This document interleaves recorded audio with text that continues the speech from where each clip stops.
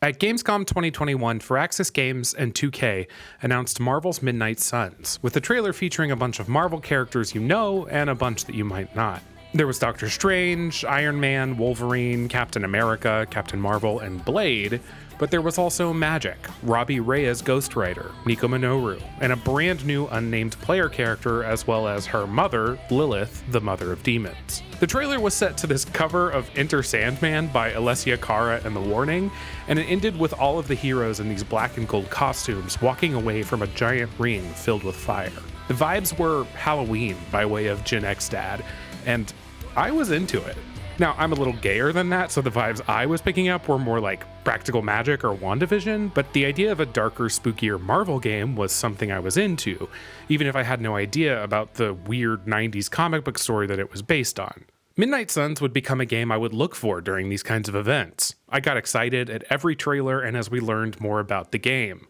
This was Firaxis Games, the makers of XCOM and experts of games built around strategy and tactics, making a game about some of my favorite Marvel characters. If you've seen one of my videos, you might know that a tactics game with dating sim elements is the exact way to my gamer heart, and as Midnight Suns started to draw comparisons to Fire Emblem Three Houses, my hype only increased. Then Firaxis announced that their tactics mechanics would be utilizing a deck of cards, and I was fully gone.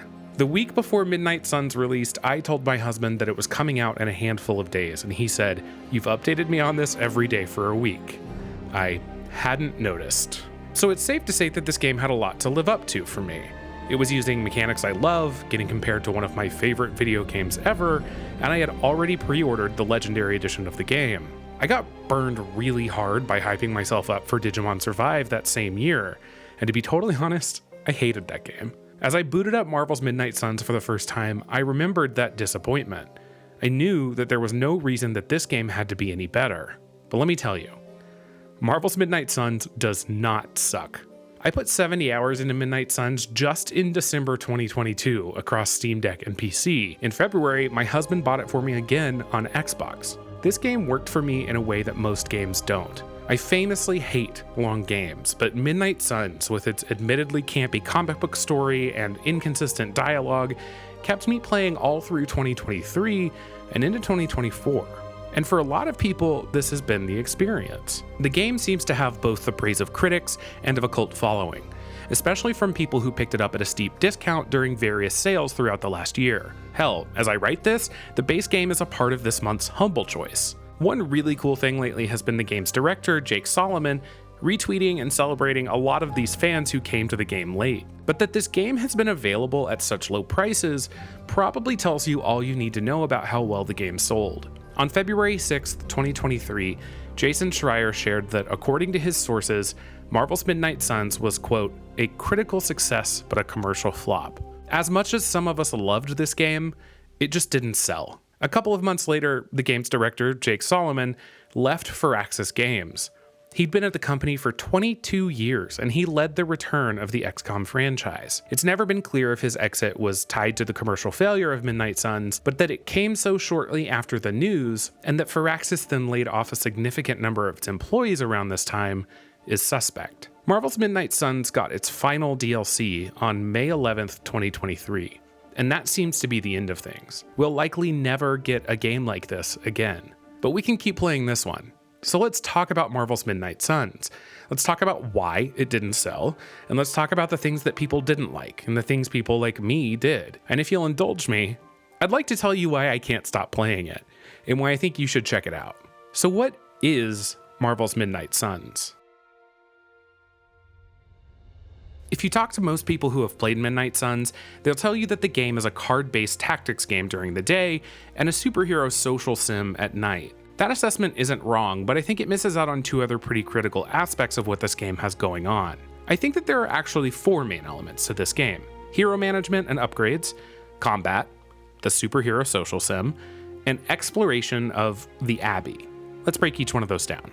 Every day, Hunter wakes up and has a few new items to take care of around the Abbey, a literal abbey in a pocket dimension in Salem, Massachusetts, where the Midnight Suns have posted up during Lilith's assault on the people of Earth. My first stop is usually the Forge, where I can open up a new cache of character abilities, cards that can be added to decks and played during the tactics portion of the game. Then I'll start a new research project to expand the game mechanically in some way. If you've played XCOM, you're going to be familiar with research. This is how the game introduces new mechanical elements, like an upgrade to the Abbey that lets you modify certain abilities, or the option to discard cards during battles in order to gain another move or shove, something we'll talk more about in a bit.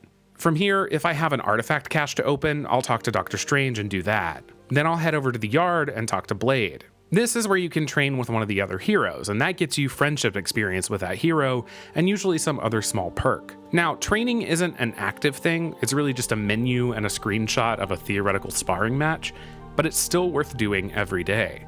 The yard is also where you upgrade character abilities. If you have multiple copies of a card, you can upgrade that card to a more effective or maybe a cheaper version. Now, this menu here is a place where the game gets on my nerves a bit, because just in this menu, there's places to use like 5 different resources or currencies. Now, these are all free in-game currencies. It's not a mobile free-to-play situation. It's just a lot to manage. I don't know why they didn't just reduce everything down to a single resource. Often, if I get frustrated with Midnight Suns, it's in this specific menu talking to Blade. I often don't have enough of the credits resource to expand the yard after I've already done the research for that expansion, which is just an annoying little thing this game does. There are a few other things you can do in the Abbey, like sending certain heroes out on hero ops for S.H.I.E.L.D., having small conversation with the heroes at the Abbey, and a few others not worth mentioning here.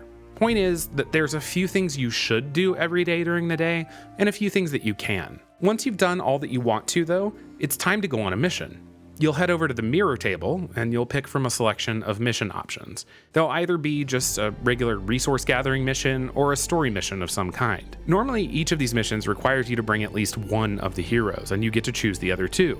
There's exceptions to this, which are usually story related, but that's generally how it goes. If I'm choosing non-story missions, I'm usually making my decision based on what resources those missions reward me with, and also what heroes that I'll need to take with me to unlock certain research tasks. So let's talk about the combat in Midnight Suns.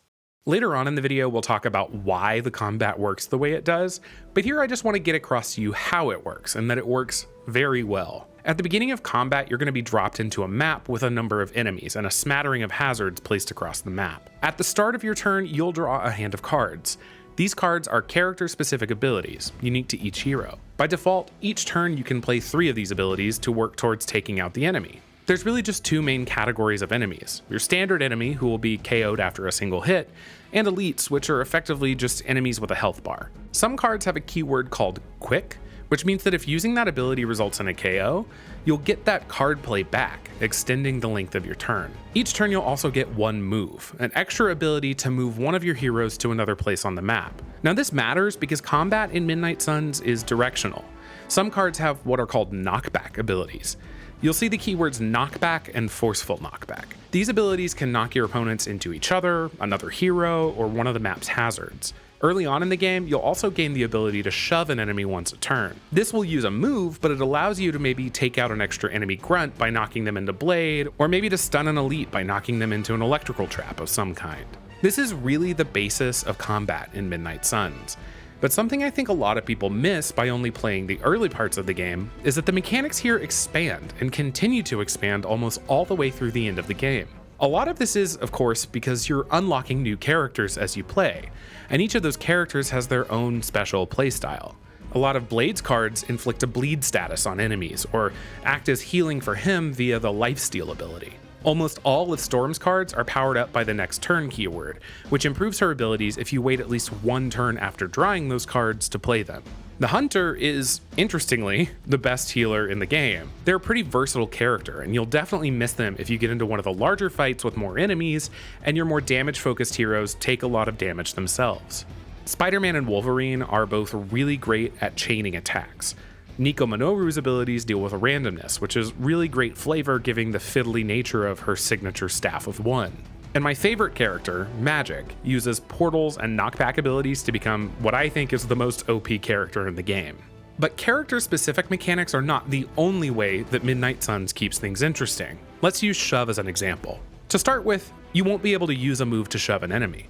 And then pretty early on, you're going to unlock the ability to initiate a move and then choose an enemy to shove. Then later, you unlock the ability to shove an enemy into another hero to do some damage, which is a really effective way to get a free KO.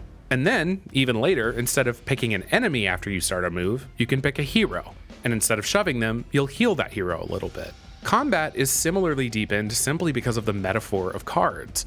If you draw a hand you don't love, you can redraw up to twice per turn. Certain abilities draw you more cards or copy certain cards that you've already played, and one of my favorite things is that a lot of Iron Man's abilities are upgraded by redrawing them. I mentioned this earlier, but there's a research task in the DLC that lets you discard a card rather than redrawing it, but it gives you a second shove, which is extremely useful.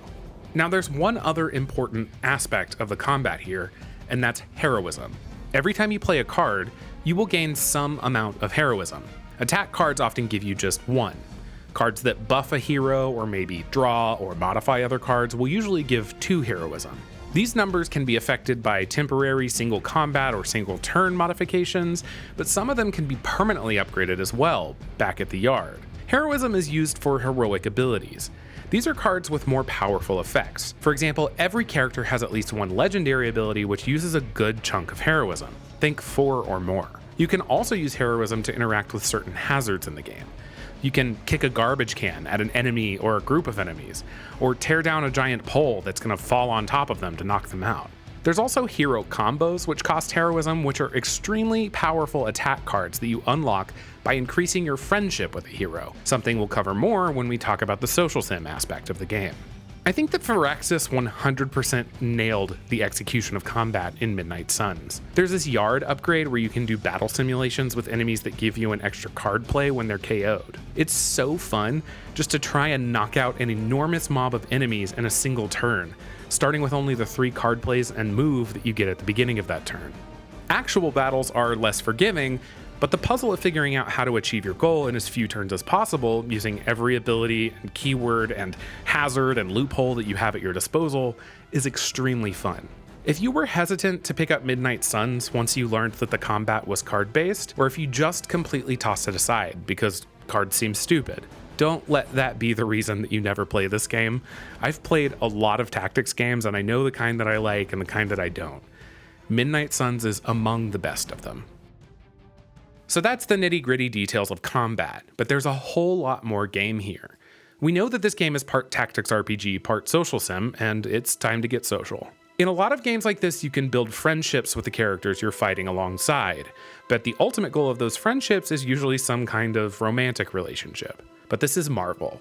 It would be kind of weird if this brand new, never-before-seen player character could romance Captain Marvel, or if you could choose to pair up Magik and the Hulk. As much as I want to play that game 1,000,000%, the powers that be probably wouldn't let it happen. So Midnight Suns is a friendship simulator. Almost everything you do with a character outside of combat will increase your friendship level with them. Choosing the right dialogue option, giving a hero advice, sparring with them at the yard, hanging out with them in the evening, this all contributes to your friendship level. Every time you reach a certain friendship threshold with a hero, they'll send you a DM and ask you to hang out. This is an opportunity for the game to tell you more about their story and to build that relationship with the hunter in a deeper way than a number in a menu. You'll also get some of this writing when you initiate a hangout on the Abbey grounds. This is something you can do kind of sporadically at night after a combat mission. Some nights, a handful of characters will be available to hang out. These hangouts are opportunities to get a little story, and you can also give them gifts, and depending on how much they like those gifts and the choice of activity, you'll get a friendship XP bonus. We'll talk about Abbey exploration in a second, but as you discover more parts of the Abbey grounds, you'll find what are known as havens. These are specific places on the grounds where you can take a hero for a kind of super hangout. Havens can only be used once, and a hero can only be taken to a single haven, and they provide a lot more friendship XP than a typical hangout. They also generally include a bit of deeper conversation between the hero and the hunter than your average hangout. Some of these social aspects include what I think are the best writing in the game. However, the reality is that the quality is mixed. For example, I really don't like hanging out with Captain America in this game. I find him to be really corny and uninteresting. On the other hand, Scarlet Witch and Magik have some of the best moments in the game during their social hangouts with the hunter. Whether or not you like the social sim stuff in Midnight Suns is probably up to whether or not you've liked this kind of thing in the past. Some of it is doing a lot better than I've seen in other social or dating sims. Some of it is really subpar. That makes it a mixed bag, and kind of a mirror. You're gonna get from it what you want to get. One of the goofier choices this game makes is to give you 3 different C-plots in the form of what are basically school clubs, and they come with mixed results. There's the Emo Kids, which is a hysterical name, and it's essentially a gathering of all of the Magik users to explore the Hunter's dark past. This one is my favorite, but that might be just because Nico and Magik are my favorite characters in the game. There's also Book Club, which Blade starts with Captain Marvel, Captain America, and eventually Wolverine, and that one is really funny just because Blade has a hilarious ulterior motive. The one that doesn't work for me is Shop Class. This one is Peter, Robbie, and Tony all building new tech for the team in a garage on the edge of the Abbey grounds. There's just some weird, poorly written melodrama in this one that amounts to people's egos being bruised, and it made it one of my least favorite parts of the game. These clubs are really excuses to get the characters together and tell some side stories about how they relate to each other. You do get some mechanical benefits, like very helpful single-use tech cards to use in combat, but that's not really the point.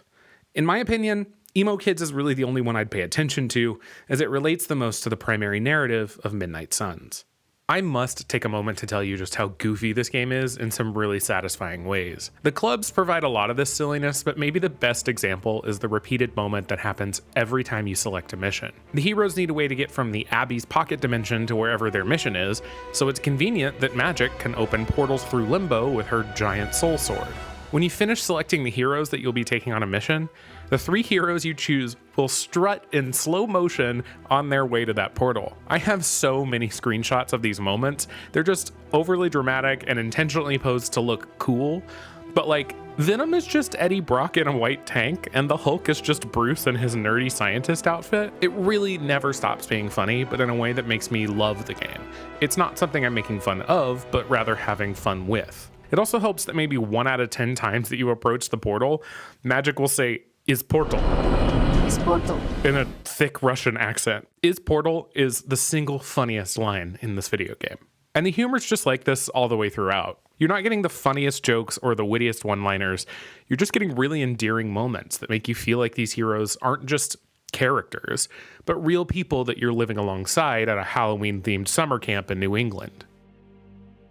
Now, lots of people hate exploring the Abbey grounds in this game, but for me, it's one of my favorite parts. Weirdly enough, when I think of how cozy this game can make me feel, I'm often thinking about the moments where I was doing Abbey exploration. There is, of course, the Abbey, where you and the other heroes live and do all of your hero and ability management tasks, but there's also a much larger area around the actual Abbey, made up of a forest filled with all kinds of chests and puzzles and random bits of lore. As you go out, you'll also encounter challenges from the Elder Gods, which will give you new abilities which unlock more parts of the Abbey grounds. You'll also collect various plants and mushrooms which you can take back to the Abbey to create single-use cards that maybe heal your heroes in battle, or provide extra heroism, or what have you. But honestly, the reason that this all worked for me is all vibe. I find the grounds really pretty to look at. The music that they play while you're exploring is perfect for the spooky New England forest that you're walking through. I also think that the Elder God challenges are some of my favorite battles in the game, even if there's only 4 of them. Most of the Abbey exploration portion of this game is completely optional. There are a few small story beats that require you to do some of it, but I know a handful of people who avoided nearly all of this stuff. I recommend you don't, but I can't tell you how to enjoy a video game. You do you. So that's a day in Marvel's Midnight Suns. Wake up, get some upgrades, send your heroes out on a mission, come back, maybe hang out with one of them, and then poke around the Abbey grounds and see if you find anything new. And then, when you've done everything you'd like to, go to sleep and wake up the next day to do it all again. There's nothing that makes a game feel better than a great loop. A little daily routine within my real lived day that is, frankly, more interesting than my own life, but also simpler. Midnight Suns has a killer daily loop. This is the stuff that made Fire Emblem Three Houses sing. It's the stuff behind the hype that I had for Midnight Suns. It's the stuff that had me counting down days until the game released. And here's the thing. Not every element of an in-game day needs to be perfect. And I can think of no game that gets it all right. A game can ride on one great piece of a loop, but often it needs a couple really good ones, and the rest need to at least not entirely suck. For me, Midnight Suns has near perfect combat. It's just fun, If you don't like the combat, you're not going to like the game. That's the root of the game's loop, and without it, I think the whole thing falls apart. But the rest of it, I think, is malleable.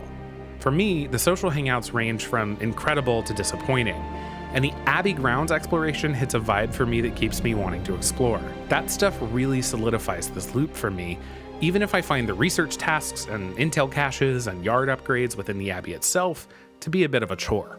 There's a lot of moving parts here, a lot of things that can go wrong for any individual player.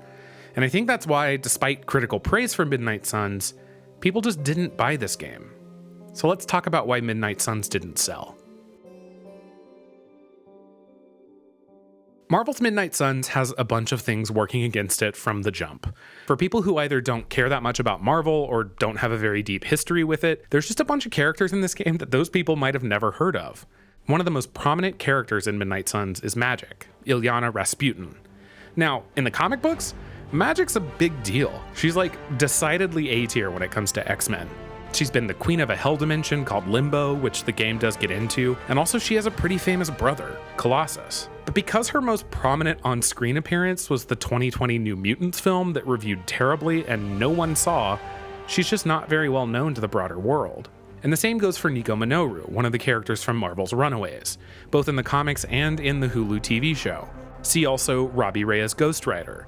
Now, we did see Robbie Reyes as Ghost Rider in the ABC show Agents of S.H.I.E.L.D., but as a big fan of that show, I know very well that not many people watched all of it.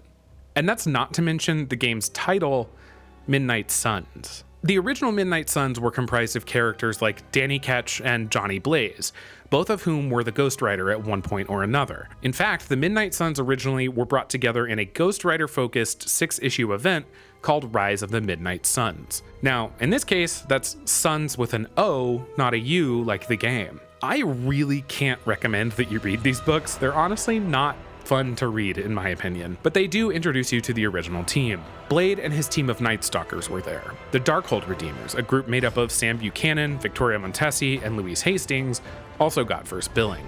And in that first story, the guy behind the scenes pulling all the strings was Doctor Strange. In the early 90s, we'd also see our good old friend Morbius, who does make an appearance in the game's DLC, join the team. With the exception of Strange, none of these team members are the ones we're seeing in MCU films, and even his portrayal is decidedly different than what these very 90s comic books are doing for that character. Now that's a bunch of characters that people don't really know well, but for another group of potential players, the idea that names like Captain Marvel and Iron Man would be attached to the name Midnight Suns was a step too far.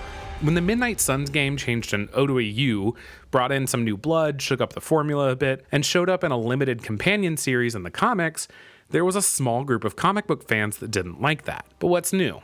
That's comic book fans for you. Speaking of that limited series, when the game released, there was a new comic book series called Midnight Suns, with a U. That team looked a lot more like the game, including Magik, Nico, Wolverine, Blade, and a different Ghost Rider, Kushala.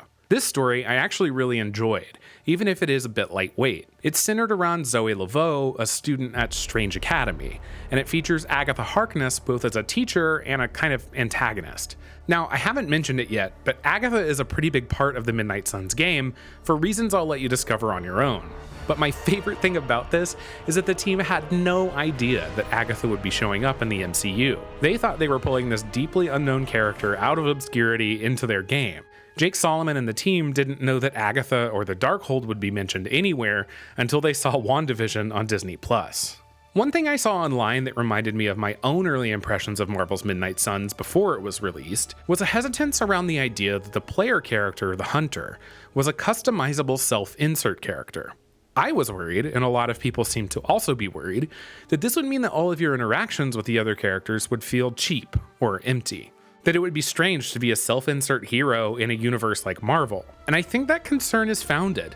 The Hunter's a weird character, but I personally think that the game delivers something near the experience of playing Shepard in the Mass Effect series. That said, it really does depend on the writing of the character the Hunter is talking to.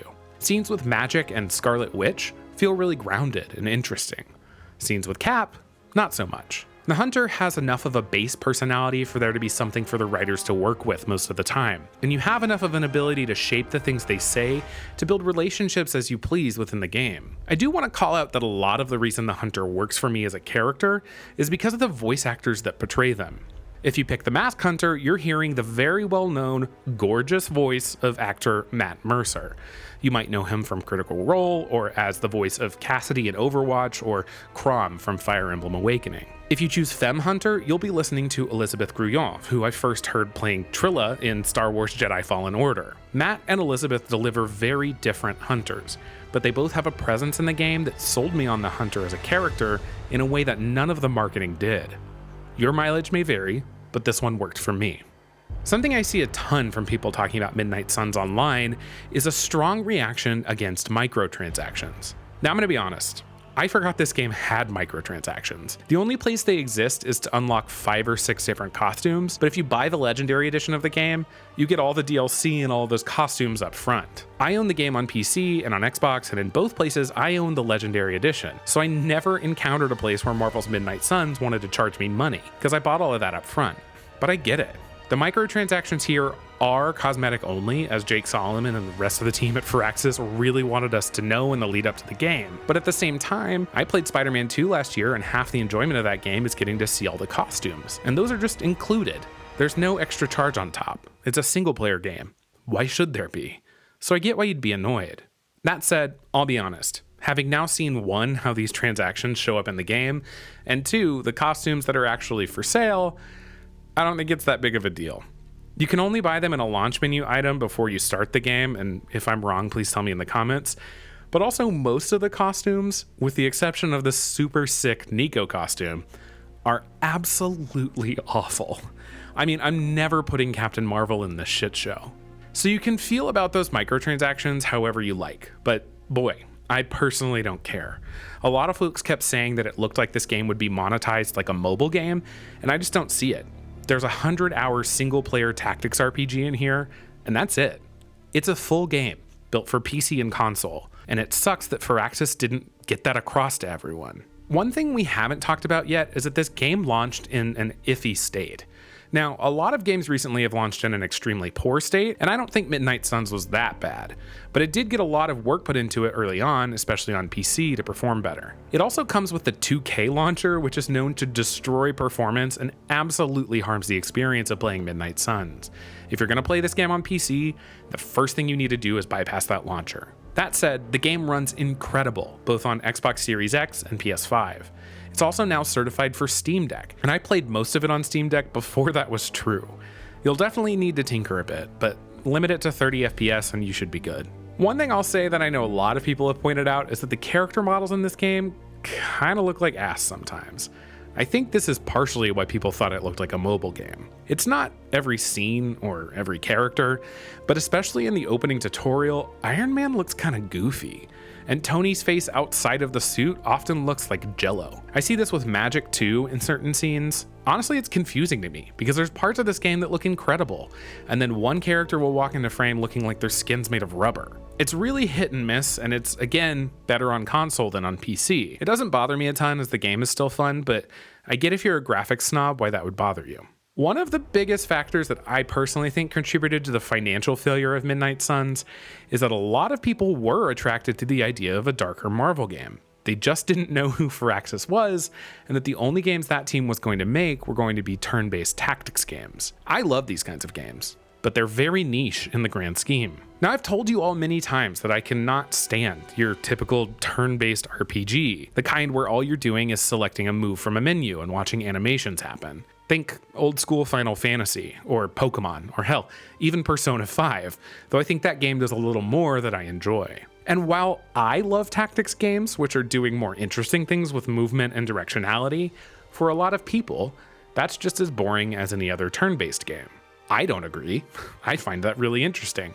But the games that a larger majority of the people who play games seem to want are these Sony-style action RPGs, where you have seemingly more direct control of characters and you can more physically embody them. I love that stuff too. God of War rules, Spider-Man 2 rules, but it's not the only thing that I'm personally looking for. No judgment, of course. Enjoy or don't enjoy whatever you'd like. I'm just trying to explain why I think this didn't work for some people. And I've encountered a lot of people on the internet and in real life for whom turn-based tactics is a non-starter. But the biggest reason people didn't play Marvel's Midnight Suns, at least I believe, is that people hate cards in video games. Watch any interview with Jake Solomon after Midnight Suns was announced, and you're gonna hear him talk about the reaction to the card mechanic. He says many times that when the team decided on using cards, that it was even divisive internally. By now, the story of why Firaxis chose to go with cards is well known. Marvel came to them wanting them to build XCOM with Marvel characters. They built that game, but it sucked.